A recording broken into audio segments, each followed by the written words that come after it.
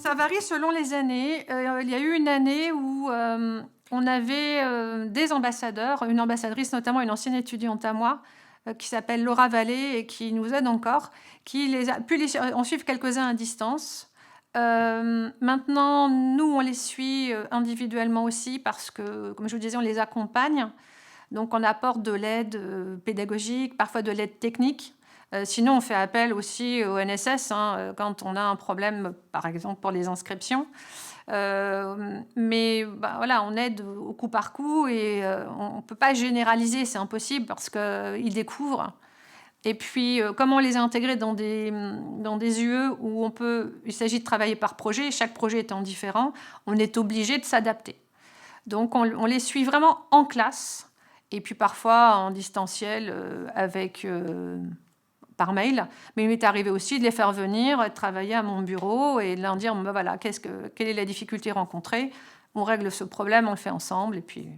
Mais ça ne prend pas tant de temps que ça, en fait. C'est juste parce que c'est un petit peu saupoudré selon les périodes, etc. Donc il faut vraiment qu'on se remette dedans, mais sinon, on y arrive.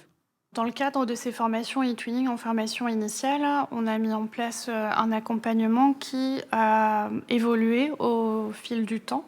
Au début, on proposait à tous les étudiants de faire, enfin à tous les fonctionnaires stagiaires en M2, de créer eux-mêmes pendant l'année un projet e-twinning avec leurs élèves.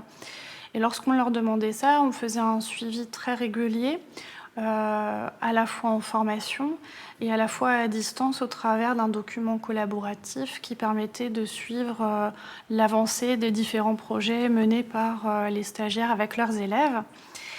Entre-temps, on a changé un petit peu de modalité de formation pour vraiment laisser le choix aux stagiaires de mener un projet e-twinning avec leurs élèves ou non.